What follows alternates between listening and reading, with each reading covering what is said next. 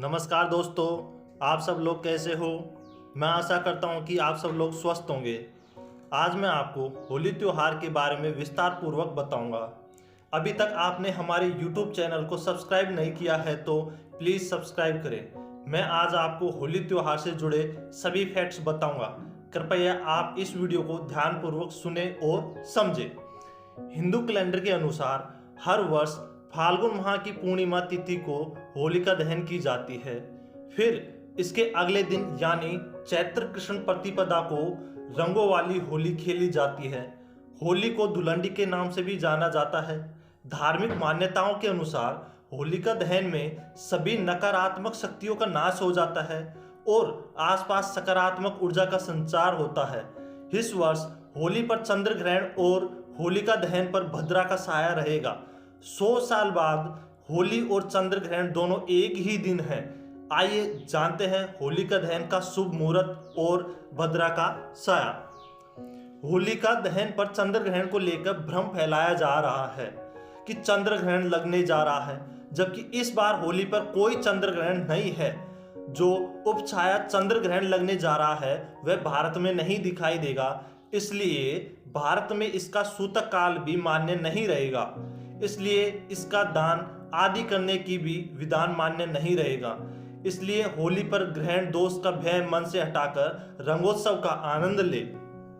वैदिक पंचांग की गणना के मुताबिक इस वर्ष फाल्गुन माह के शुक्ल पक्ष की पूर्णिमा तिथि की शुरुआत 24 मार्च को सुबह 9:55 से आरंभ हो जाएगी, जो 25 मार्च 2024 को दोपहर 12:30 तक रहेगी। शास्त्रों के अनुसार होलिका दहन पूर्णिमा तिथि और भद्रा रहित काल में करना शुभ माना जाता है।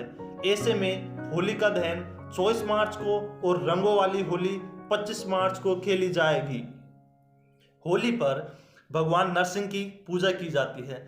भगवान नरसिंह को लेकर कई कथाएं और मान्यताएं प्रचलित हैं। आज हम आपको बताएंगे नरसिंह भगवान ने अपने भक्त प्रहलाद की रक्षा के लिए किस प्रकार हिरण्यकश्यप का संहार किया था। बात उन दिनों की है जब धरती पर दैत्य हिरण्यकश्यपु, जिसे हिरण्यकश्यप भी कहा जाता है, का अत्याचार बढ़ता जा रहा था। ऋषि मुनि, देवी देवता और सभी भक्त अपनी रक्षा के लिए ईश्वर से गुहार कर रहे थे।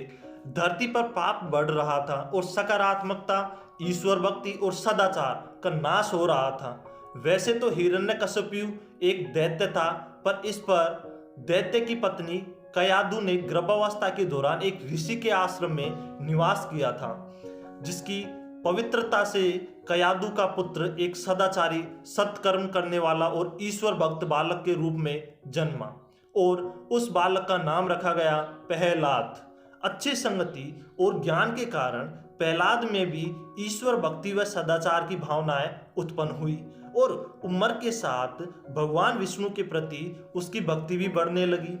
लेकिन ईश्वर के प्रति ऐसी निष्ठा व आस्था को देखकर प्रहलाद का पिता दैत्यराज हिरण्यकश्यपु क्रोधित हो जाता था। उसने प्रहलाद को विष्णु भक्ति के मार्ग से हटाने के लिए अनेक प्रयास किए, पर वह हर बार विफल ही हुआ।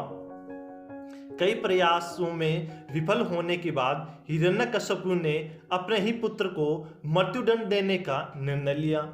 इसी उद्देश्य से उसने अपनी बहन को बुलाया, जिसका नाम होलिका था, और उसे आदेश दिया था कि वह प्रहलाद को लेकर जलती हुई चिता पर बैठ जाए।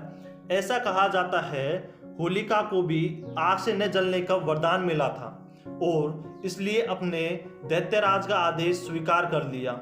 हिरण्यकश्यपु की योजना यही थी कि जब होलिका प्रहलाद को लेकर जलती हुई चिता पर बैठ जाएगी तो प्रहलाद उस अग्नि में जलकर नष्ट हो जाएगा। वह साथ ही उसके साथ विष्णु भगवान की भक्ति भी खत्म हो जाएगी। पर सही कहा गया है कि जिस पर ईश्वर की कृपा है, जो भक्ति के मार्ग पर अग्रसर है, वह धर्मपरायण है, उसका विनाश कोई भी नहीं कर सकता। इसी विश्वास के साथ प्रहलाद ओम नमो भगवते वासुदेवाय नमः मंत्र का जाप करते हुए होलिका के साथ जलती हुई चिता में बैठ गया। एक तरफ हिरण्यकश्यपु इस बात से मन ही मन खुश हो रहा था कि अब भगवान विष्णु की भक्ति व उनके भक्त दोनों का विनाश हो जाएगा। और वहीं दूसरी तरफ प्रहलाद के मन में ईश्वर भक्ति व अगाध श्रद्धा थी, जिसकी वजह से आग की तेज लपटों में जलकर खुद होलिका ही भस्म हो गई, परंतु प्रहलाद को कोई भी हानि नहीं हुई और उस आग से भी बचकर बाहर आ गया। ईश्वर की असीम कृपा व प्रहलाद की सच्ची निष्ठा व भक्ति ने इस चमत्कार को साकार किया था। ऐसा माना जाता है कि तब से ही होलिका दहन की प्रथा शुरू हुई और बुराई पर अच्छाई की जीत का उत्सव मनाना जाने लगा। इस कहानी में हमें पता लगता है कि होली और होलिका दहन का महत्व क्या है और धुलंडी यानी रंग खेलकर होली मनाने के एक दिन पहले होलिका दहन क्यों किया जाता है। प्रहलाद और होलिका दहन की कहानी से यह सीख मिलती है कि धर्म, ईश्वर भक्ति व सदाचार के आगे कोई भी बुराई ज्यादा देर तक टिक नहीं पाती है। इसलिए हमें सदाचार व समृद्धि का अनुसरण करना चाहिए और ईश्वर पर विश्वास रखना चाहिए। Thank you. Please subscribe my channel.